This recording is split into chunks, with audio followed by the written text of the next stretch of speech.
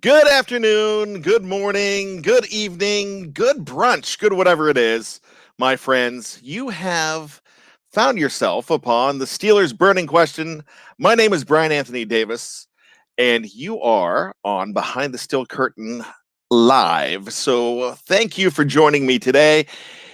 When this is being recorded, it is Saturday, the day before the Colts Steelers game at Heinz Field. A very big game for the Steelers at 3-4. So I'm really excited for that to be happening, as that will be live tomorrow at 1 p.m. And it's a very important game for the Steelers because this is a chance for a once 1-4 team to even their record at 500 and look towards a possible playoff run.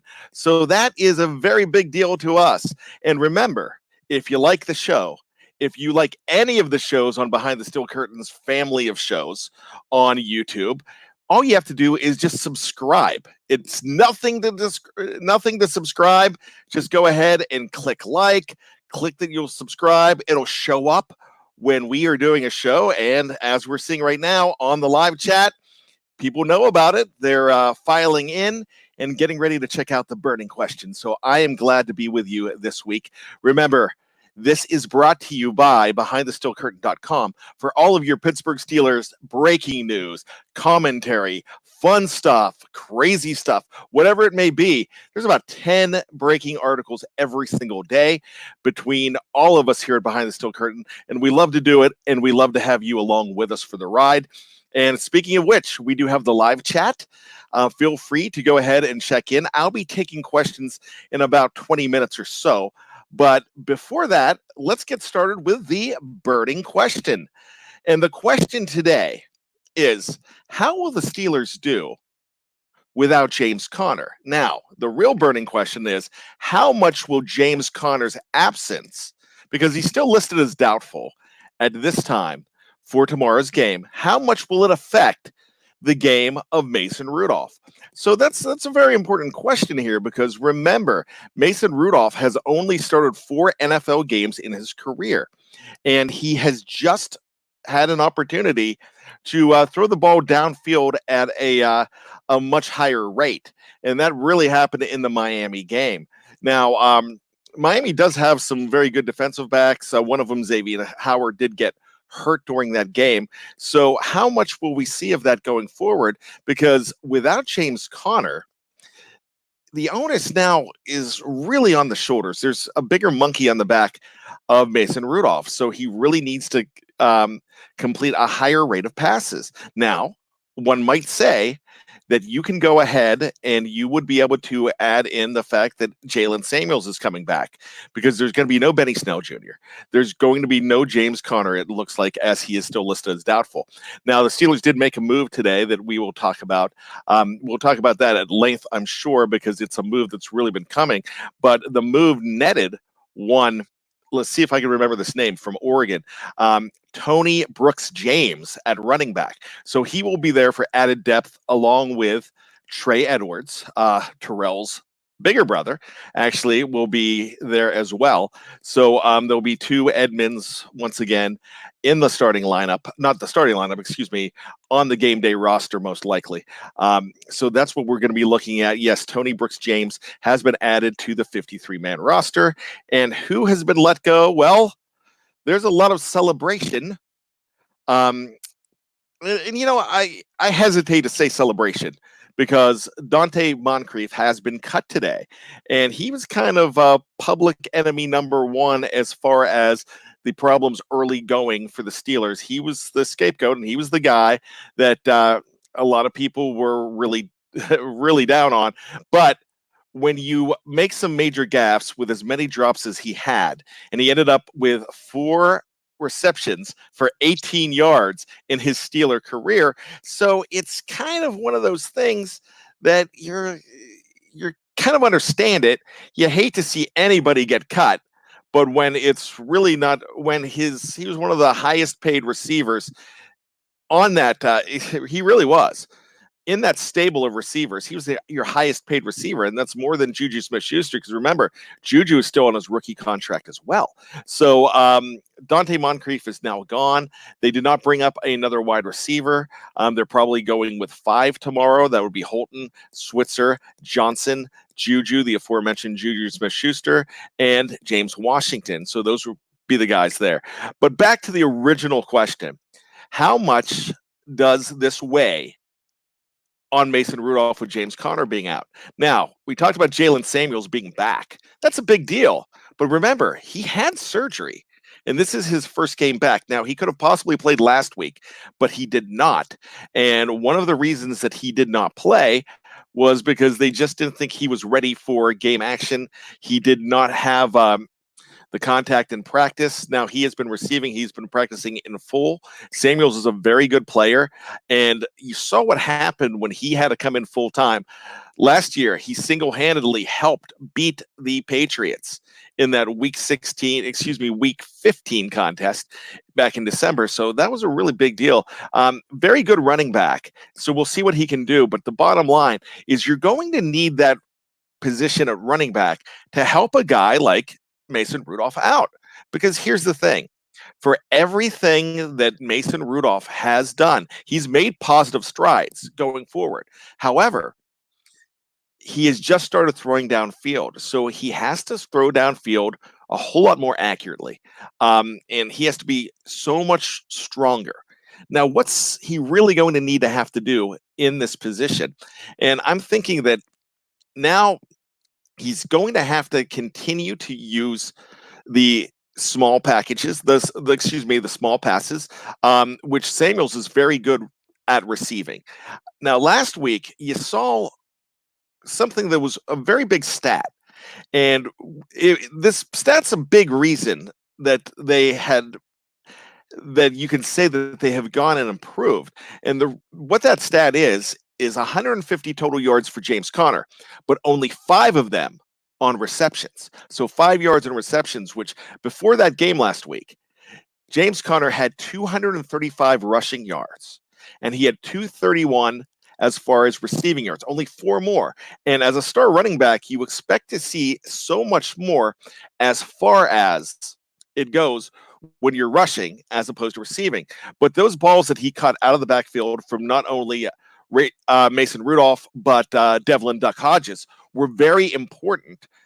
Gained a lot of yards, moved the chains a whole heck of a lot, and that was the big deal. That's something that Jay Sam could definitely do as well. He's very good at catching the ball out of the backfield. He might even be better than James Conner. I still think James Conner is more of a pure rusher than Samuels, but Samuels has filled in very well. So I'm thinking that it shouldn't affect him too much if he continues to mature as that franchise quarterback right now, because face it, this year he is your franchise quarterback and he needs to be. So will they go ahead and have to continue to play conservatively? Yeah, but you still can't have them loading up the box. You have to prove that you could go downfield. Last week, he proved that you could go downfield a whole heck of a lot more. Were they the most beautiful passes in the world? No, they were not. But what it did, it showed more confidence that the team had in Mason Rudolph, and it showed Mason Rudolph going ahead and having to be that guy to get it downfield. Now, it's just one of our great commenters, Getting Bent with Bo, just mentioned he is not a franchise quarterback yet. No, but for this year, he's your QB1. So for 2019, he's going to play like a franchise quarterback. That's all I'm saying. So he needs to keep that going because Ben Roethlisberger is not coming in this season at all. We'll worry about 2020 when it happens. But right now, you have a team that is the number 9 seed in a conference where, of course, 6 teams go ahead and get in.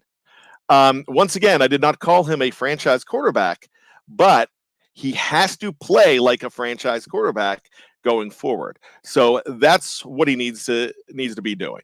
But with that being said, what is going to be going on more and more for the Steelers to have success, especially Mason Rudolph. So what I'm thinking here, you have to go ahead and do something you didn't do last week, and that's utilize those tight ends more and more.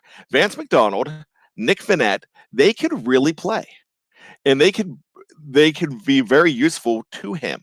But that's with the short stuff, and that short stuff allows you to go downfield more.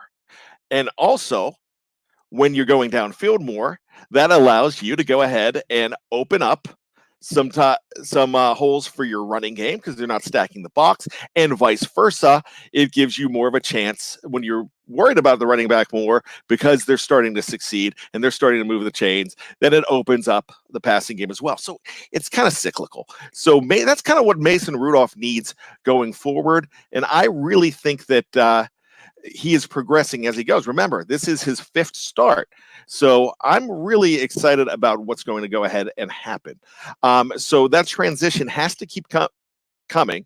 But we saw a big jump from the time that he was out and in last week's game on Monday night with Miami. So we have so many things to talk about, so many things happening tomorrow.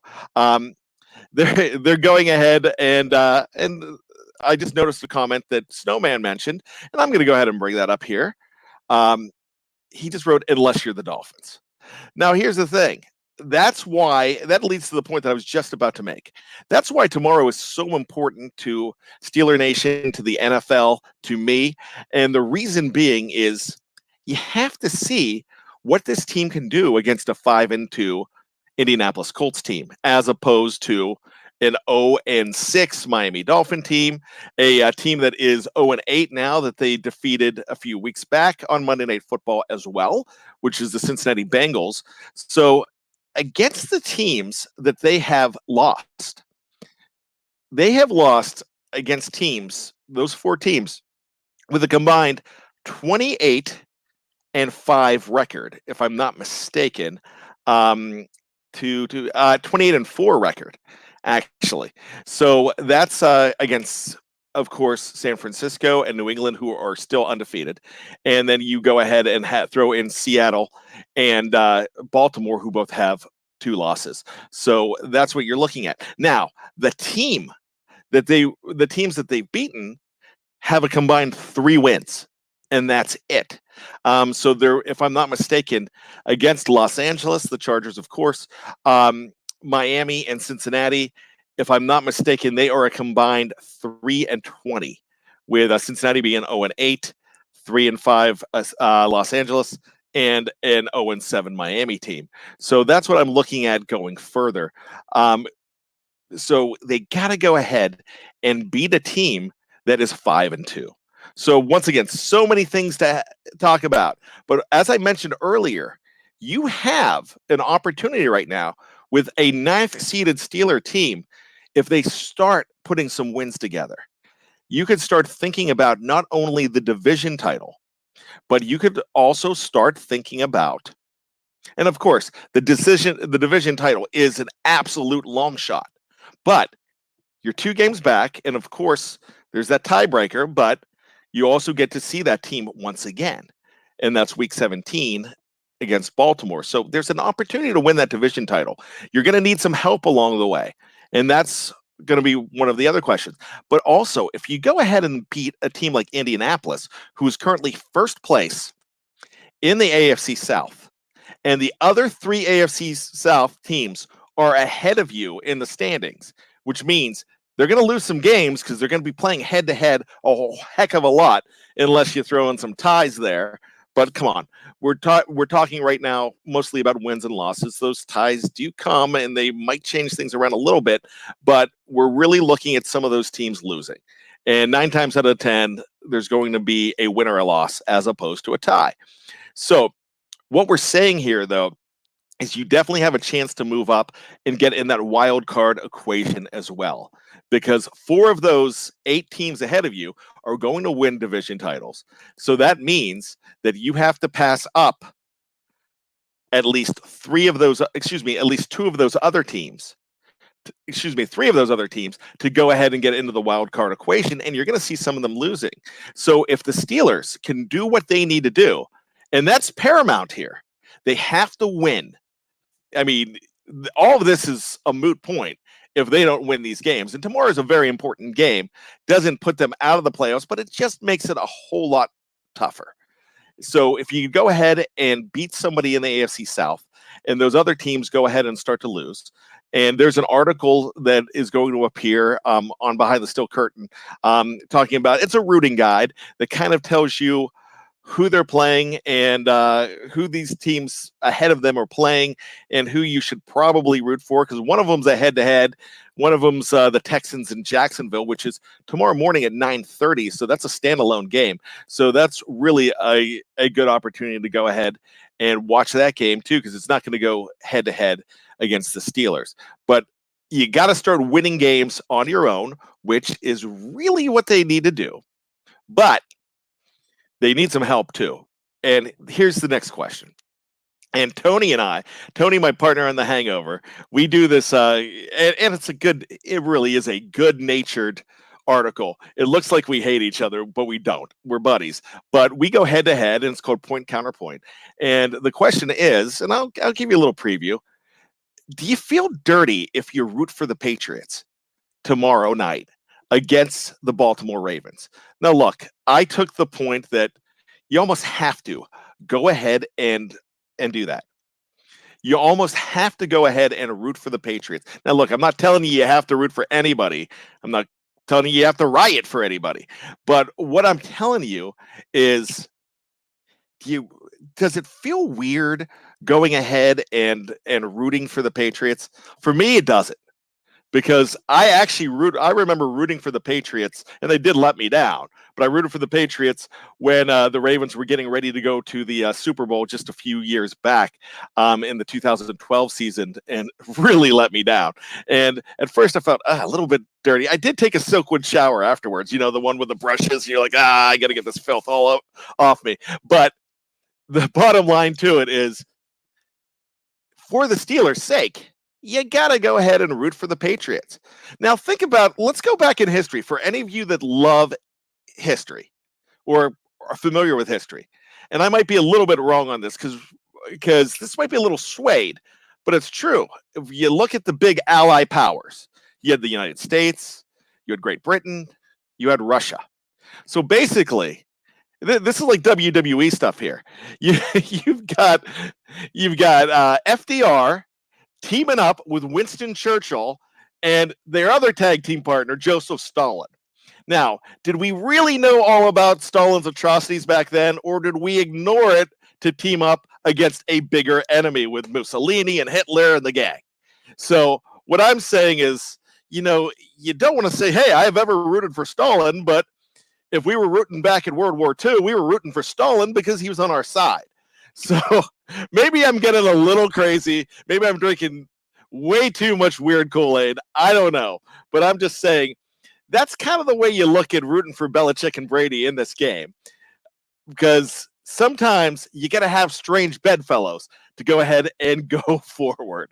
So with that being said, that's why I'm rooting for the Patriots. I'm not going to put my flying Elvis on. I don't own anything Patriots. But and I just got a message from our buddy Wes saying, bad getting crazy. Imagine that. Yeah, I can go off the rails sometime. I really do. And usually I've got my buddies on here. I've got Jeff, I've got Tony, and I've got Dave, and sometimes Lance that help reel me back in, but it's just bad solo. So I might be going completely off the rails. Tomorrow is going to be a heck of a game tomorrow night. When you're talking about the Patriots and you're talking about the Ravens, it's in Baltimore. And you know me, I talk about this all the time. I am a Maryland resident, and that makes it even tougher dealing with all this purple Kool-Aid here. This is something that I did cite in the article, and I am going to go ahead and bring it up. Michael Perry, thank you. My enemy's enemy is my friend, and tomorrow it definitely is. And that was actually attributed to so many different originators, but some people said that it was Winston Churchill that did it. Some people put it on Star Trek. So that's a Star Trek quote, but actually it is a passage from 4 BC an Indian passage, the country of India. So that's something to go ahead and look at. So there it is. The enemy of my enemy is my friend. So tomorrow we're all rooting for the Patriots. I'll put the hoodie on, but that's the closest I'll do. I have a red, white, and blue hoodie. It has it's more Boy Scout oriented, but I'll go ahead and put that hoodie on, and I'll wear it watching the game. So that's what we'll do. But remember, when you live in Maryland and you sport black and gold, you have so much more at stake when you're dealing with. Gosh, I hear a lot of chatter when the Steelers play the Ravens. And I usually just I took my kids trick or treating, and I went and my kids last night went and got some candy. And here they found out it was a Raven house, and we were joking. I'm like, "God, hey, put that candy back. All right, we can't take candy from a Raven house." And we were joking. And then so at that point, the Ravens fan said, "What, Steeler fan? No, give me that candy back." And we were joking around, and we were having some fun. But I looked at the guy and I said, "Hey, what do Steeler fans and Raven fans have in common?" He's like, "What?" And I'm like, "We both hate the Bengals, right?" And then we did a fist bump and sang Kumbaya, and we got to keep the candy. So, I'm just reading here. Ron Chess, great. He is a great fan of the show. We really appreciate Ron. I'm bringing this up. Boy Scouts. His great nephew is an Eagle Scout. I was not involved in the Scouts as a boy, as a youth. I am now as a leader, and it is actually one of the most gratifying things I have ever done in my life, as far as getting a chance to go through this with my son. Go ahead and actually with my daughter now as well, but I also get to lead other youth as well, and it's really been one of the best things I've ever done in my life to be in a program like that. So I do appreciate that. Thank you very much for mentioning that. And I'm never going to be an Eagle, but hopefully I could lead my son and some other boys to it as well. So I appreciate that. I digress, but I did go ahead and have Ron bring that up, and Ron also mentioned to me that that was an Indian passage from 4BC. The enemy of my enemy is my friend. So with that being said, we are going to go ahead and open it up to questions. Anything you want to talk about? Do you want to talk about Dante Moncrief being gone? Hey, we can. Do you want to talk about Mason Rudolph and how James Conner's absence is going to affect him? Go ahead. That's the title of the show. You want to talk about all the Antonio clown costumes that we saw? Do you want to talk about something else that the question on that has been raised? And did the Steelers go ahead and really go ahead try to trade for Le'Veon Bell? Did that happen this week, or is that just something that Le'Veon's and his agents are out there saying? So let's go ahead and bring up some questions here. Who is the player we need to stop on Sunday to win this game? Actually, you know what? I thought I would have said? I would have said T.Y. Hilton. So now I'm starting to think Jacoby Brissett is a little too easy to go ahead and say right now. Marlon Mack is a very good running back and one of the best in the league right now. So I'd look at him, but one of the Steelers, even though the defense is a top 10 defense right now, one of the Steelers you need to go ahead, the Colts that you really need to look at would be, let's say, a combination of the tight end position. So Eric Ebron, who was missed some practice this week, but I think all accounts say that he is going to go ahead and play, and Jack Doyle. So those are two guys to go ahead and take a look at. But I think Marlon Mack is the guy tomorrow. You stop him, you might have a better chance. What do you think the score is going to be against the Colts? So the score that I went ahead and said last week, a couple days ago, was 26-24. I'm looking for a last-minute Chris Boswell field goal to put him over. So I know that's a really weird score. I could see the Steelers relying on at least 3 field goals from the Boz. So that should be a big deal. One little side note on the Boz, he's no longer perfect for the season, but when you miss on a 54-yard field goal attempt in Heinz Field, I don't have a problem with that. That almost takes the monkey off his back a little bit. So I would not be concerned about that miss, but I can be mistaken. Here's a great question too. Thomas White, thank you. Has Deontay become the number 2 wide receiver? Deontay Johnson, in my mind, is the number 2 wide receiver on this team. Don't sleep on James Washington, though. James Washington, he's got a long way to go. He hasn't proven what we thought he'd prove so far, but he's got a lot of talent. He's got to get open more, catch some balls. He had an ugly game last week, but he still had a very crucial 21-yard pickup, too. So big deal there. But Deontay is your number 2 wide receiver, and that really helps out Juju as well. Should we have kept Josh Dobbs? No. Really, I don't know what Josh Dobbs would have done any better than what you saw from Duck Hodges a couple weeks ago. We saw him last year. I thought he was awful. I was one that was big on them going ahead and keeping Duck and going ahead and trading Dobbs. Plus, you got a 5th rounder out of it. You've traded that 5th rounder to Seattle. You have Nick Vannett. At this point, would you rather have Nick Vannett, or would you rather have be cussing about Josh Dobbs? And I really think we would have been. Tight end need to be more involved, Alex Flores asks. Yes, definitely do. They will help out a lot with the absence of James Conner. More questions we're going ahead and looking at. Has it surprised you that Barry has punted as well as he has? Gosh, man, Steeler fan 74, thank you. Yeah, I think it really has. We knew he had the talent. But last year was just a bad year for the kicking game with the Steelers. But they gave Barry a vote of confidence. They did bring Ian Berryman, to go ahead and challenge him. But man, he has not let up. He is. His average right now is like 48, 49, and he has usually had an average of about 42, 43 per punt in his career, even when he was doing well.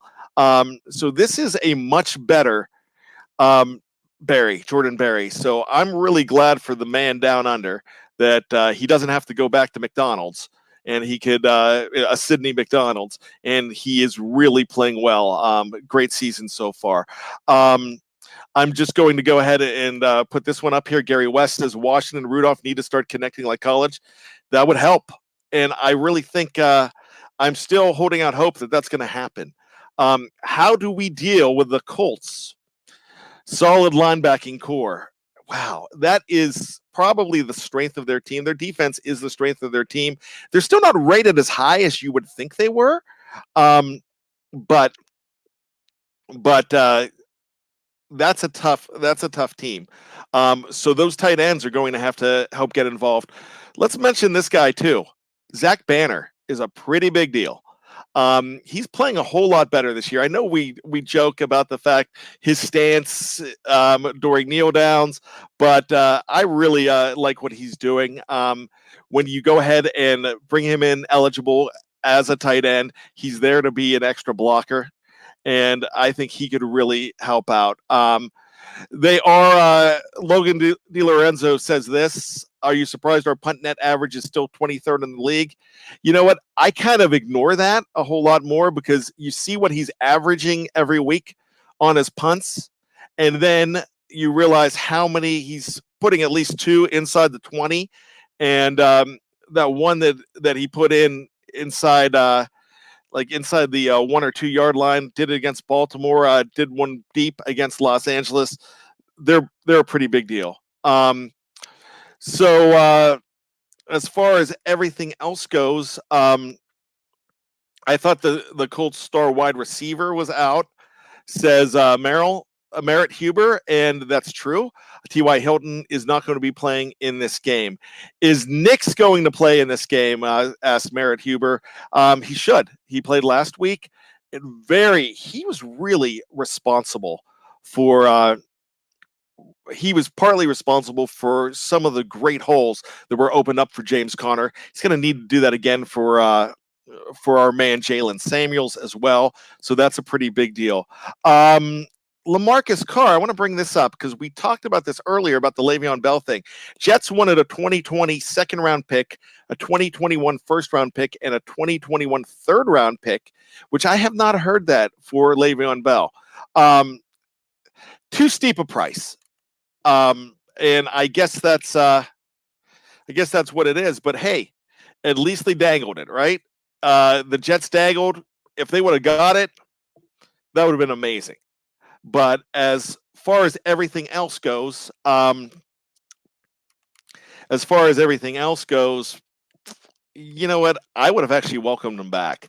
I would have not had a problem, but not for that price.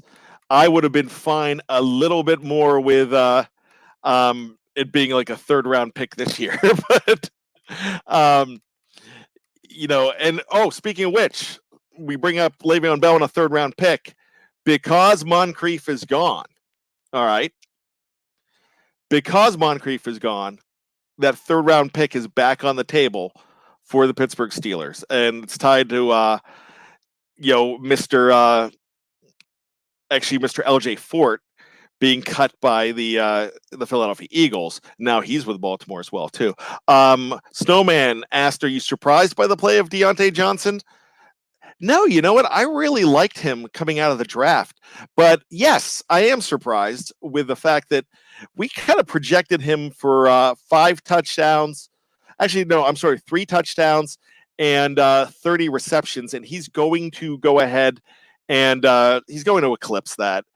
He really, I mean, for what he's doing so far, a lot of people just thought it was way too early to take a guy like that on draft day. After I saw everything about him, I was like, you know what? This guy is everything that the Steelers are looking for. And it's one of those picks. We always talk about Antonio Brown being Mr. Third and Fifth. He's your Mr. Third in that. And that's really a high second for as high as they got that guy. And I'm really thinking that he's really doing some special things, and he keeps on getting better every time you see him. So that's what I'm saying. I gotta say this, just being a Dwayne "The Rock" Johnson fan, and also being a Disney fan. So getting bent with bow says, aka Maui. What can I say except you're welcome? I love the reference. That's great. I'm the same age as Dwayne "The Rock" Johnson. I wish I could look more like Dwayne "The Rock" Johnson. I'm working on it, but no one's going to go ahead and they're not going to go ahead and mistake me for The Rock. But if you smell what the bad is cooking. So with that being said, if we don't have any more questions, we'll go ahead and wrap up the burning question. I think we've established the fact with the original burning question was the fact that our man, Mason Rudolph, even though he's not your franchise quarterback, but he needs to play like one. And can he do that without James Conner? And we're still thinking yes. If all of those pieces of the puzzle still continue to click as well as they are, then they're going to be just fine. I do want to go ahead and bring up this one last comment. LaMarcus Carr is a University of Toledo alum. He's watched Deontay Johnson at Toledo. Him and Cody Thompson, they were the best wide receiver duo in the MAC. And, they had 3 guys there too. So really special. One more question here. How is Hayward gonna stack up against Nelson? Nelson's tough, but Hayward really stepped it up last week. So, you know what? I'm really thinking that he has a renewed vigor with Stephon Tuitt gone. He said, I'm taking the mantle. We saw it last week against Miami. Now, Miami does not have the line that Indianapolis has, but still, Indianapolis last time around gave up 4 sacks. So this is a team that could go ahead and still get to the quarterback. So with that being said, thank you, Steeler Nation. You know how much I appreciate you. Actually, not Steeler Nation, BTSC Nation. Love our behind the steel curtain fans. We love the fact that you're here. Steeler fan 74, you've said it for me. I'm going to say it again. Don't forget to hit the like button. Don't forget to subscribe, because if you want to support this show, we love the fact that you help us out with Super Chat and put some stuff in the tip jar so we can do contests. But the really big thing that you can help us out with is just subscribe. We're closer and closer to that 5,000 subscriber mark. And hey, by the way, if I'm going to say go ahead and like, I've got 81 Twitter followers. I'd love to get to 100. I gained about 30 this year, so huge on that. If you want to go ahead and find a BTSC bad on Twitter, that would help too. I'd love to get that number up to 100. But more important to me is to go ahead and get us up to 5,000. And remember, okay, Wes says, yeah, Lance said 6,000, but baby steps. Let's get to 5, and then let's get to 6. But we want to get both. Let's get to 5 first, see what happens. Remember, subscribe. Costs nothing to do. That means you get to hang out with us more. So, for BehindTheSteelCurtain.com, for all of our great commenters here in this comment live chat section, we love you. We rely on you, and thank you so much. But with that being said, my name is Bryan Anthony Davis, and you, my friends, haven't been hung over, but you just answered the burning question. Good day, good night, and good morning.